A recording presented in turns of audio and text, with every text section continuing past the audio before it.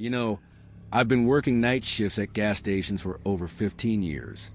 I've seen everything: drunk drivers, drug deals gone wrong, people having breakdowns at 3 a.m.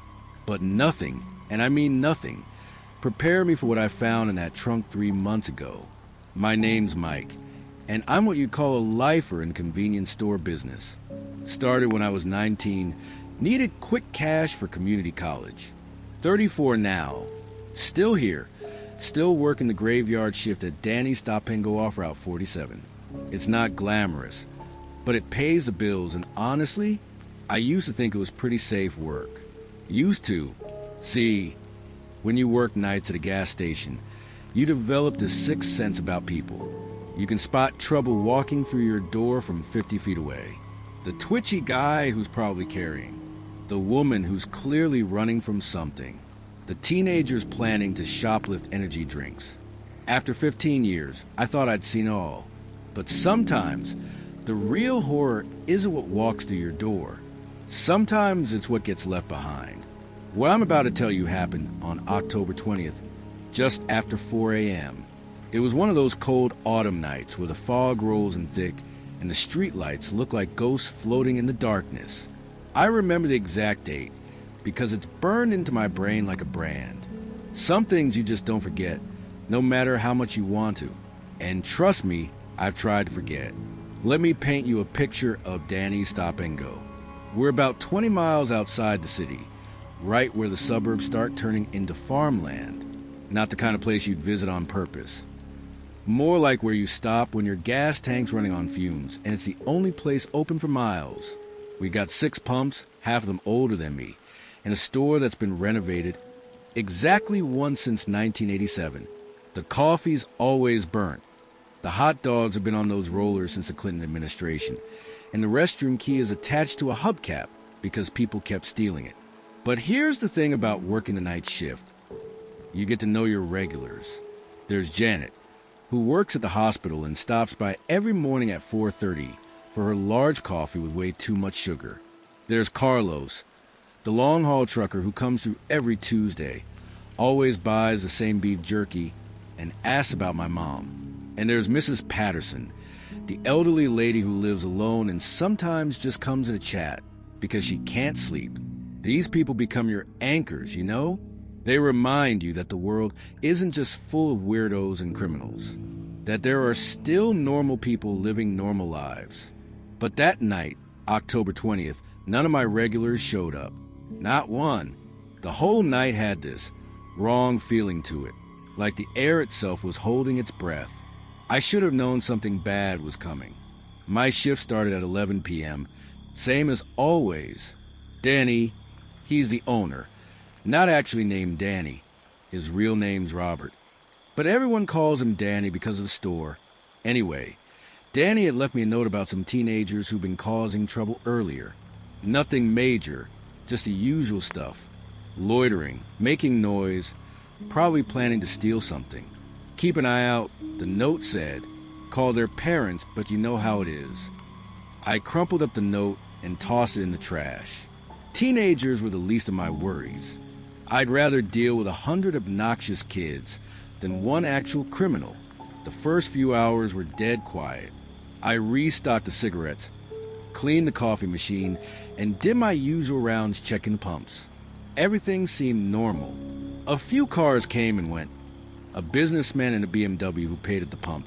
A young couple in a beat-up Honda who bought energy drinks and gas station sushi, God help them. And an older woman who needed directions to the highway. Normal stuff. Boring stuff. Around 2 a.m., I was in the back room doing inventory when I heard a car pull up to pump number 4. I didn't think much of it. People stopped for gas at all hours. But after a few minutes, I realized I hadn't heard the car door slam, hadn't heard footsteps, hadn't heard the pump start. I figured maybe they were having trouble with their card or something. So I went back to counting boxes of chips. But then 10 minutes passed. Then 20. Finally, I walked over to the window to check it out. There was a dark blue sedan parked at pump 4, but I couldn't see anyone inside. The interior light wasn't on, and the windows were tinted just dark enough that I couldn't make out if someone was sitting in the driver's seat. I grabbed the store keys and headed outside. The fog was getting thicker, and the temperature had dropped at least 10 degrees since my shift started. My breath came out in little puffs, and I could feel the cold seeping through my work jacket. As I got closer to the car, I could see the fuel nozzle was still in the tank, but the pump display showed all zeros. Whoever had pulled up here hadn't pumped any gas at all.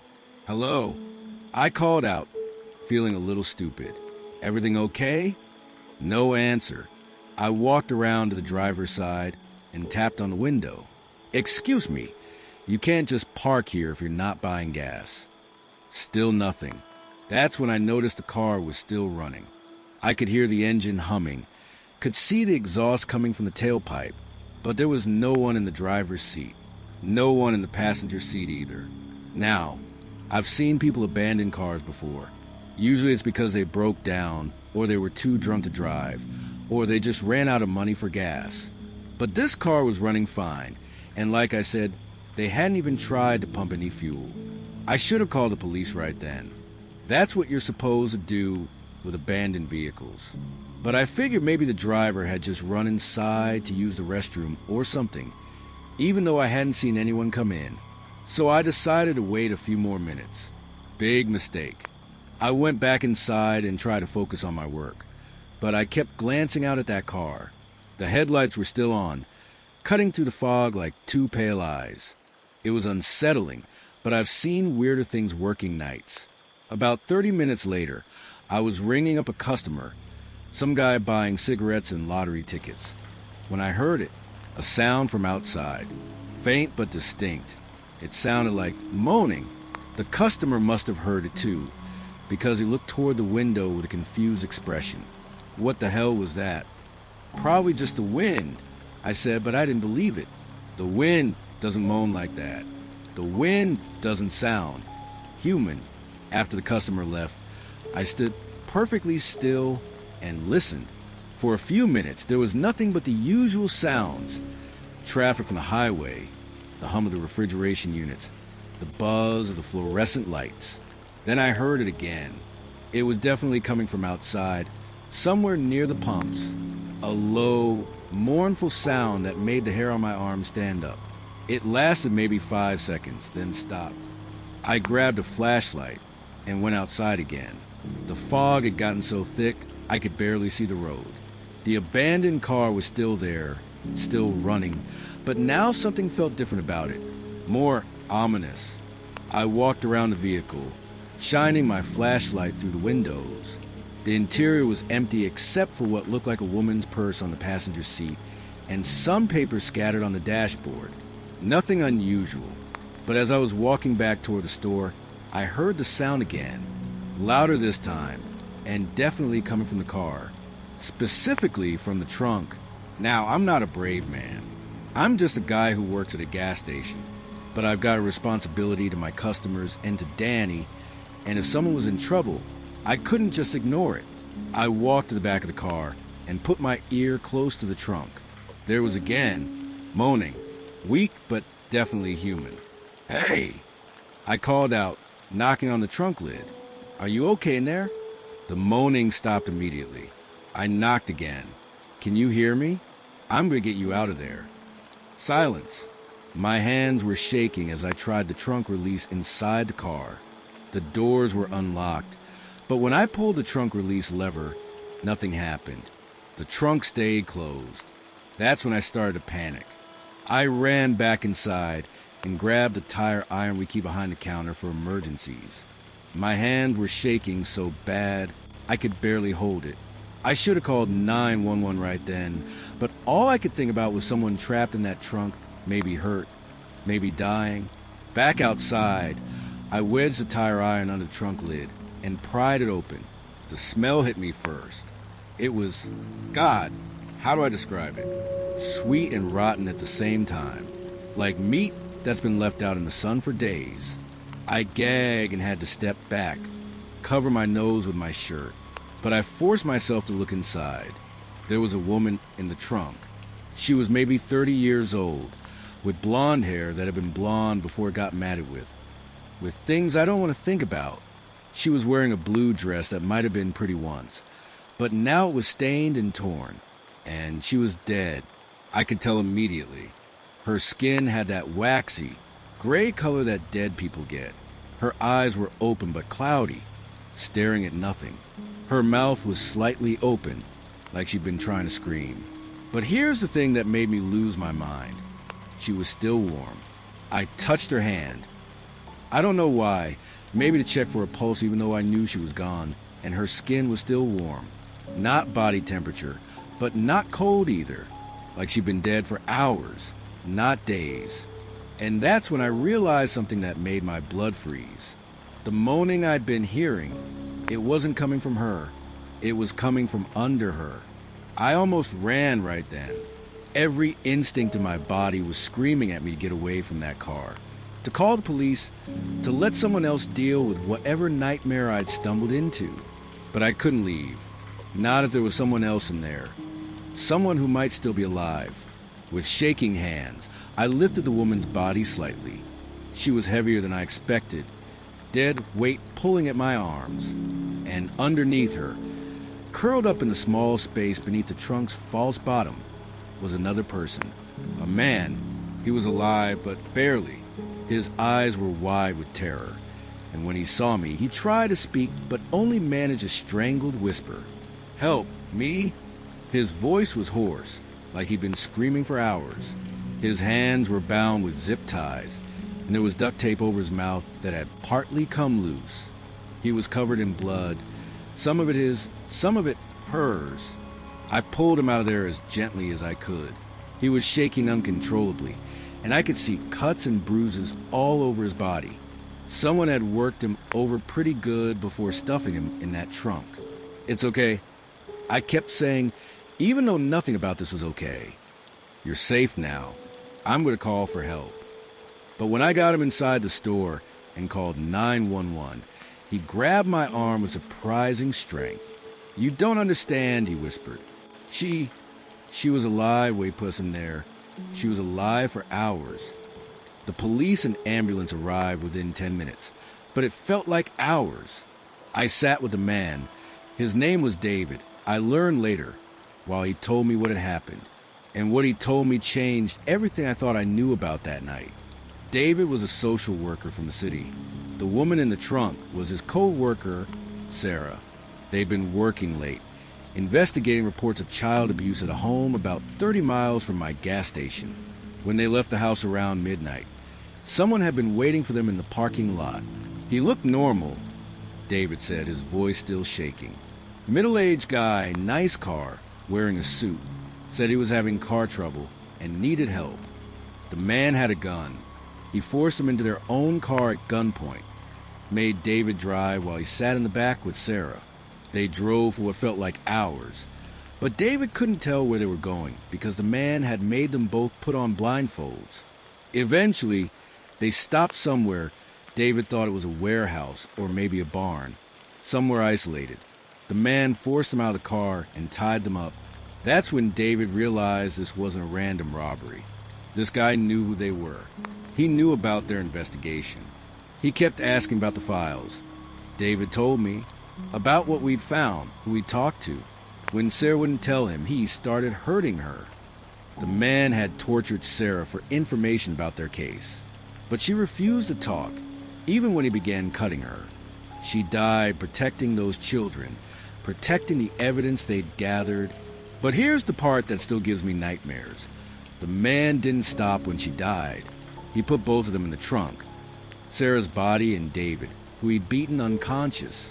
David woke up hours later, trapped in that small space with his dead colleague, unable to move, unable to scream loud enough for anyone to hear. The man had driven them to my gas station and just left them there. He said he was going to get the files himself. David whispered. Said he'd be back for me when he was done. That's when I understood the true horror of the situation. This wasn't over. The man who'd done this was still out there, and he was planning to come back.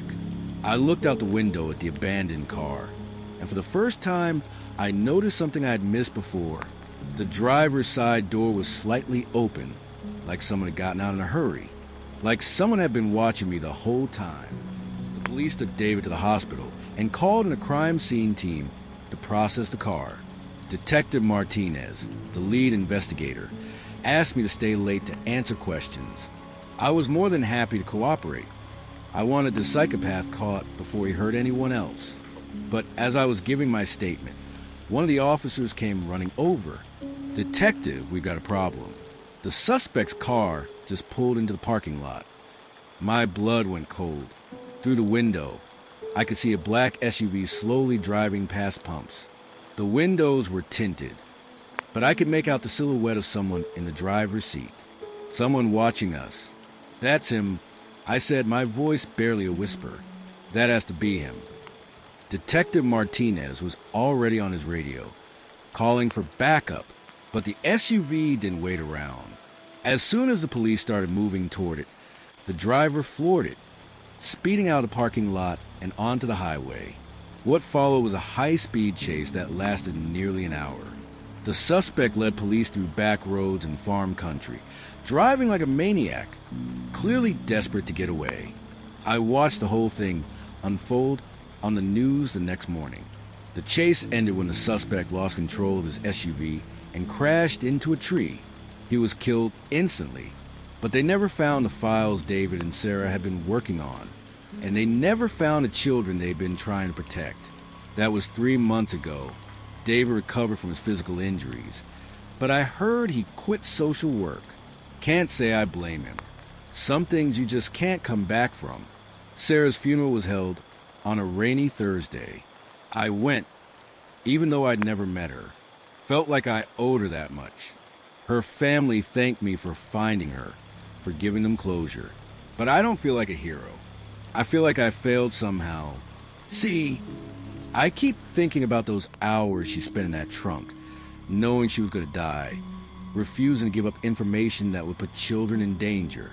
The courage that must have taken, the strength. And I think about David, trapped with her body, listening to her final breaths, knowing he might be next. But mostly, I think about the children. Somewhere out there, kids are still in danger because the files that could have saved them were destroyed. The system that was supposed to protect them failed, and now they're paying the price. I don't work at Danny's Stop and Go anymore. I quit the week after it happened.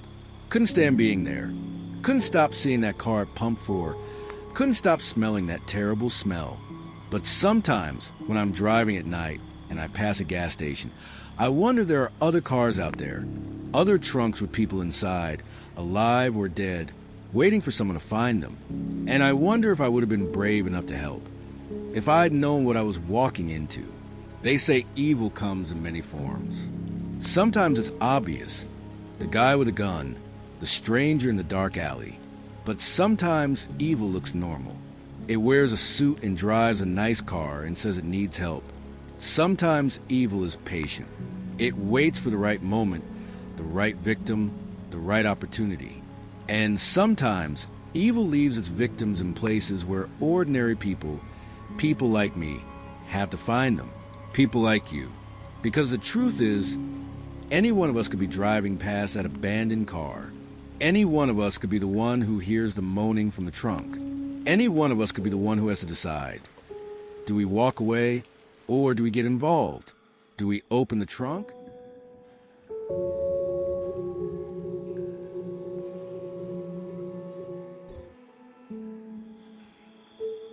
You know that feeling when something is so wrong, so impossible, that your brain just refuses to process it, when reality itself seems to glitch right in front of your eyes. My name is Marcus, and I've been working night shifts at gas stations for 12 years.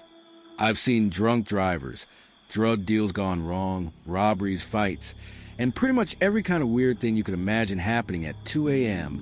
But nothing, and I mean nothing, prepared me for what happened on October 15th, 2023. What I witnessed that night broke every rule of physics I thought I knew. It was the kind of thing that makes you question your own sanity, makes you wonder if you're losing your mind. And the worst part, I have it all on camera. Every impossible second of it. This is the story of the man who simply vanished. Let me paint you a picture of where I work. Murphy's Gas and Go sits right off Interstate 87, about 40 miles outside Albany. It's one of those places that feels forgotten by time. You know the type: flickering neon signs, cracked asphalt, and the kind of fluorescent lighting that makes everyone look like they're dying. I work the graveyard shift, 11 p.m. to 7 a.m.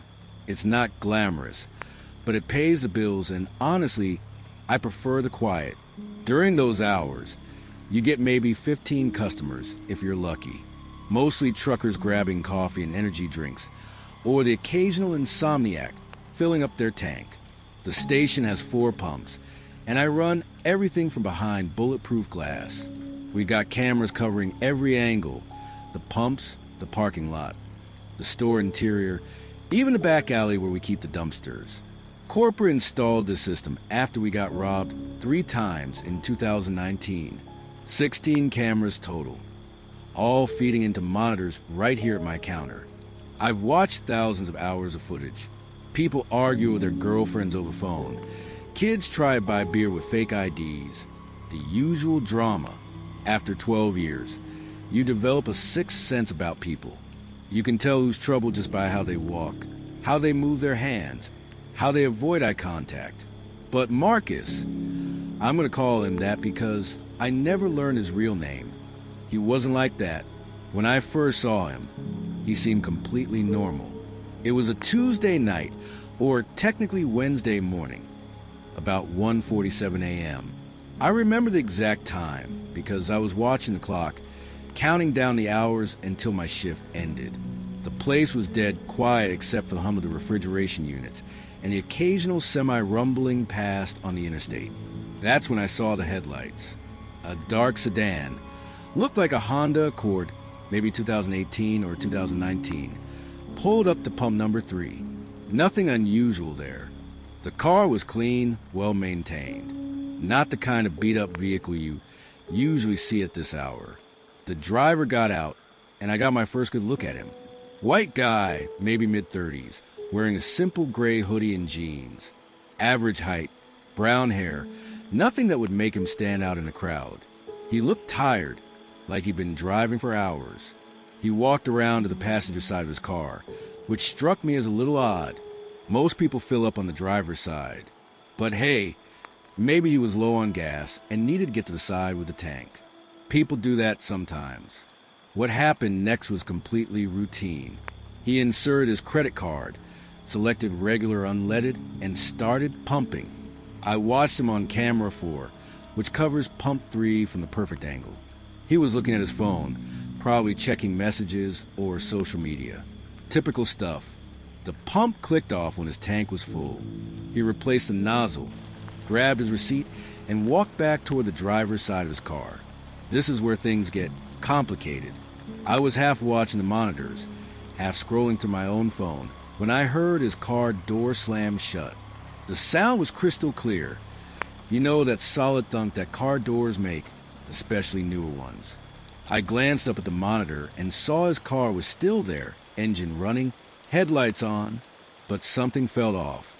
See, usually when someone closes their car door, you see them through the windshield for a few seconds while they adjust their seat, put on their seatbelt, maybe check their mirrors.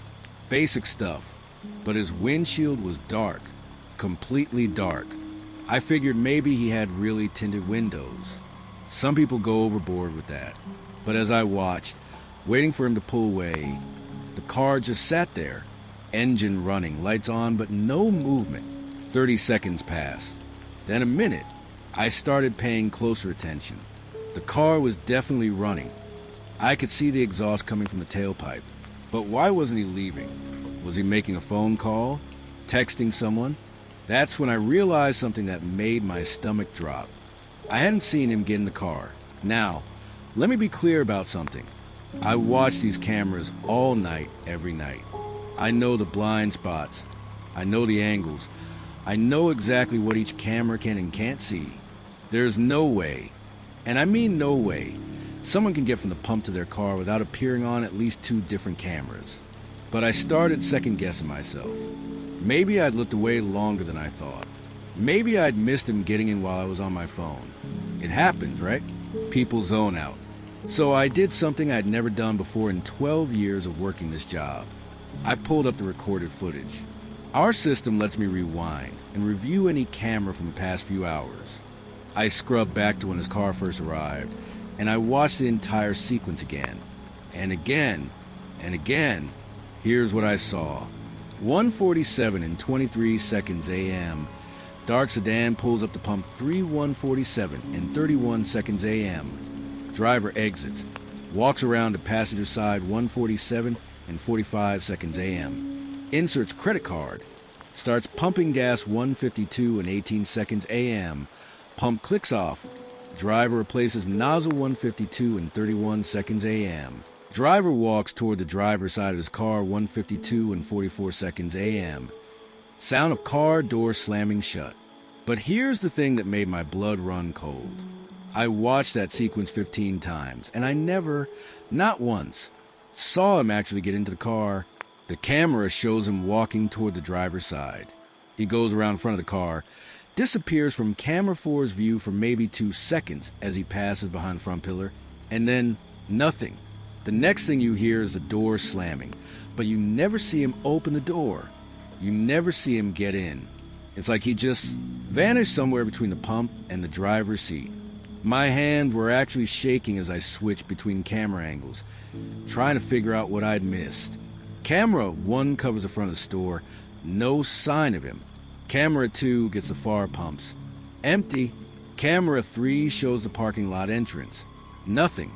I checked every single camera, all 16 of them. This guy was nowhere to be found, but his car was still there, engine running, like someone was about to drive away. I called my supervisor, Janet. She's been with the company for 20 years and has seen everything. But when I tried to explain what was happening, I realized how insane it sounded. So let me get this straight, she said, and I could hear the skepticism in her voice. A customer is missing, but his car is still running? That's exactly what I'm saying. Marcus, have you been drinking? Janet, I'm stone sober. I'm looking at his car right now. It's been sitting there for 10 minutes with the engine running, but there's nobody in it. She was quiet for a long moment. Then, did you check the bathroom? Our bathroom is around the side of the building. Customers need to ask for the key, and I hadn't given it to anyone all night. But I grabbed it anyway and walked outside. The October air was cold and sharp. I could hear the interstate in the distance, and somewhere a dog was barking. But otherwise, the night was dead quiet except for the steady rumble of that Honda's engine. I walked over to the car first. The headlights were so bright they hurt to look at directly. I shielded my eyes and tried to peer through the windshield, but the glass was tinted darker than I'd initially thought. I couldn't see anything inside. The driver's side door was definitely closed. Locked too, I tried the handle. All the windows were up. I knocked on the glass. Hey, you okay in there? Nothing. I walked around the entire car, checking every window, trying to see inside. But the tint was too dark and the interior lights weren't on. For all I could tell, the car was completely empty. The bathroom was locked, just like I had left it. I checked anyway. Empty. I walked the entire perimeter of the property, checked behind the dumpsters, looked in the small storage shed where we keep the windshield washer fluid and paper towels. I even checked the drainage ditches on either side of the parking lot. Nothing.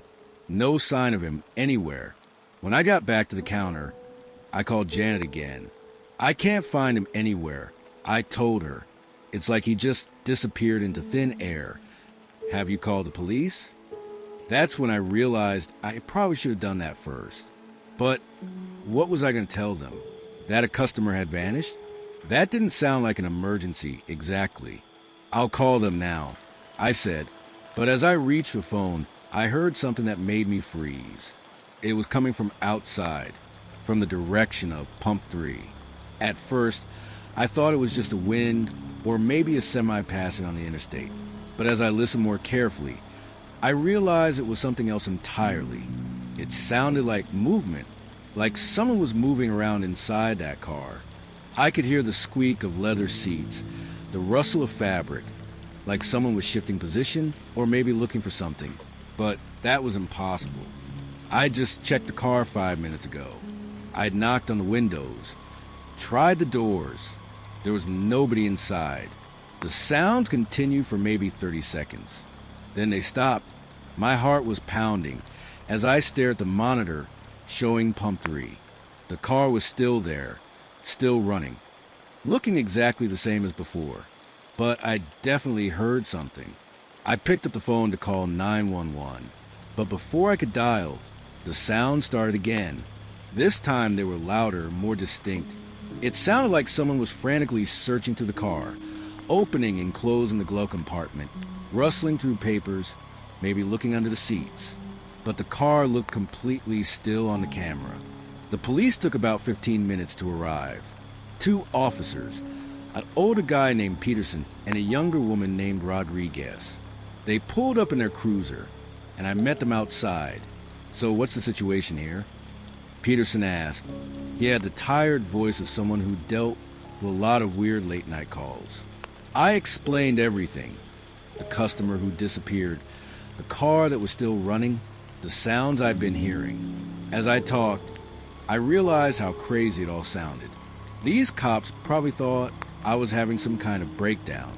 Rodriguez walked over to Honda and tried the driver's door. "Locked," she confirmed. She cupped her hands against the window and tried to peer inside. "Can't see anything through this tent." Peterson was looking at me with the expression cops get when they think someone's wasting their time. "You're sure this customer didn't just walk off somewhere? Maybe he went to use a payphone or started walking to a nearby restaurant." "There's nothing nearby," I said. "The closest building is a McDonald's about 2 miles down the interstate, and I checked everywhere. He's not on the property." "What about the footage?" Rodriguez asked. "Can we see what happened?" We went inside, and I showed them the recorded video. I played the sequence where the customer walked toward his car and then seemingly vanished. Both officers watched it several times. "That's weird," Rodriguez admitted. "It looks like he just disappears." Peterson was more skeptical. "Cameras have blind spots. Maybe he ducked down for some reason, or when some of the camera can't see. But then how did his car door close?" I asked. "You can hear it on the audio." We listened to the footage again. The sound of the door slamming was clear and distinct. "Maybe it was just the wind," Peterson suggested, but he didn't sound convinced. That's when we heard the sounds again. This time, all 3 of us heard it. It was coming from outside, from the direction of the Honda. But these weren't the same sounds I'd heard before. This sounded like screaming, muffled, distant screaming, like someone was yelling for help, but their voice was being blocked somehow. And underneath that, a rhythmic thumping sound, like someone was pounding on something with their fists. Rodriguez immediately radioed for backup, while Peterson ran outside toward the car. I followed them, my heart racing. The sounds were definitely coming from the Honda, no question about it. But as we got closer, they started to fade, becoming quieter and quieter until they stopped entirely. Peterson tried the car doors again, all locked. He used his flashlight to peer through the windows, but the tent was too dark to see anything clearly. "We need to get this car open," he said. Rodriguez was already on her radio, calling for someone to bring tools to unlock the vehicle. But as we waited, something else happened that I'll never forget. The engine turned off. Not gradually, like someone had turned the key. Just off. 1 second it was running. The next second it was silent. The headlights stayed on, but the engine noise stopped completely. We all stood there in the sudden quiet, staring at the car. Did someone just turn it off from inside? Rodriguez whispered, but that was impossible. We'd been watching the car the entire time. There was nobody inside. Backup arrived about 10 minutes later. Another patrol car and a tow truck driver who had tools for getting into locked vehicles. The tow truck driver, a guy named Eddie who I'd seen around town, used a Slim Jim to pop the lock on the driver's door. "There we go," he said. pulling the door open. The interior light came on, illuminating the inside of the Honda for the first time. The car was completely empty. Not just empty of people, I mean completely empty. No personal items, no trash, no evidence that anyone had ever been inside.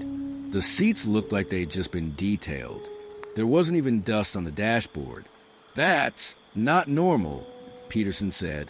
He used his flashlight to check under the seats in the glove compartment. Everywhere someone might hide something. Nothing. But here's the really weird part. The car was still warm inside. Not just warm from the engine running. I mean, the seats were warm, like someone had been sitting in them recently. Rodriguez ran the license plate. It came back to a rental car company in Albany. She called them, but of course, their offices were closed at 3 a.m. "We'll have to wait until morning to find out who rented this car," she said. Eddie, the tow truck driver, was examining the car more closely. "Hey," he called out, "come look at this." He was pointing at the driver's seat. At first, I didn't see what he was talking about, but then I noticed it. A perfect indentation in the leather, like someone had been sitting there. But the weird thing was, the indentation was too deep, too precise. It looked like someone had been sitting in that seat for hours, maybe days, not just a few minutes I'd watched the guy pump gas. "That's a heavy impression," Eddie said. "Someone was sitting here for a long time." The next morning, Rodriguez called me home with an update. The rental car company had gotten back to her with information about who had rented the Honda. "Marcus," she said, and her voice sounded strange. "You need to sit down for this." The car had been rented 6 months ago by a man named David Hendricks, according to the rental agreement. He was supposed to return it after a week, but he never did. The company had reported it stolen, and there had been a missing persons report filed by his family. David Hendricks had vanished 6 months ago, along with the rental car. "But that's impossible," I said. "I saw him last night. He pumped gas. He walked around the car. I heard him get in." "I know," Rodriguez said. "But Marcus, I need to tell you something else. We found David Hendricks yesterday morning." My blood went cold. "Found him where?" "In a drainage ditch about 50 miles north of your gas station. He'd been dead for at least 5 months. I hung up the phone and just sat there, trying to process what I just heard. The man I'd watched pump gas had been dead for 5 months. The man whose car door I'd heard slam shut, whose voice I'd heard screaming for help, had been rotting in a ditch while I was watching him on camera. But I had the footage. I had proof. I drove to the gas station that afternoon and pulled up the recorded video again. I watched it over and over, studying every frame, looking for some explanation that would make sense. And that's when I noticed something I'd missed before. In the footage, when a man walked from the pump toward the driver's side of his car, there was a moment, just a split second, where he passed under one of the parking lot lights. And in that brief moment, I could see something that made my skin crawl. The man cast no shadow.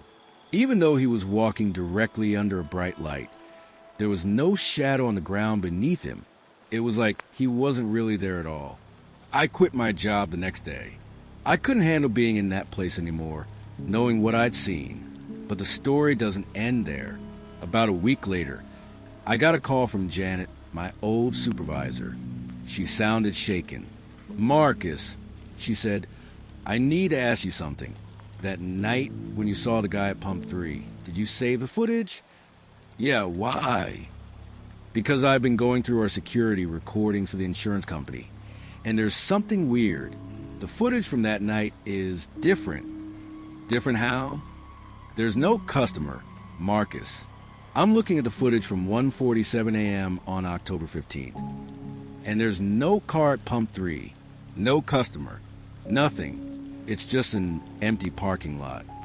I drove to the station immediately and looked at the footage myself. She was right. The video I'd watched dozens of times, the video that showed David Hendricks pumping gas and walking toward his car, was gone. In its place was footage of an empty parking lot. But I know what I saw. I know what I heard.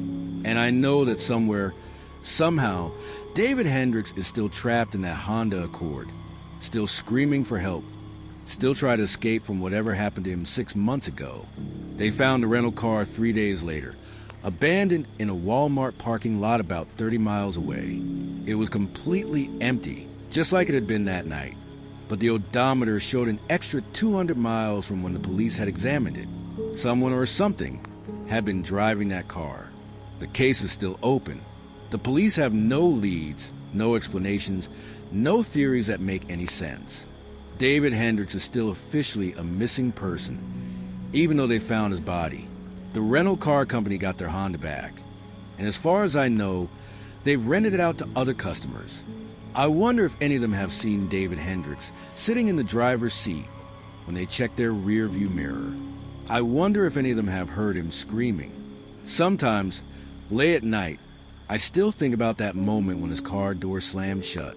I think about the sounds of someone frantically searching to the car, the muffled screams, the warm seats in an empty vehicle. And I think about the fact that somewhere out there, David Hendricks is still trying to get home, still trying to return that rental car, still trying to figure out why no one can see him, why no one can help him, why he can't remember what happened to him in those final moments. The worst part? I drive past that gas station sometimes, late at night when I can't sleep, and occasionally I see a dark Honda Accord at Pump 3. I see the headlights, I hear the engine running, but I never stop. I never go inside to check the cameras, because I know what I'll find, and I know that someday David Hendricks might realize that I can see him, that I'm the only one who knows he's still there, and I'm terrified of what he might do when he figures that out.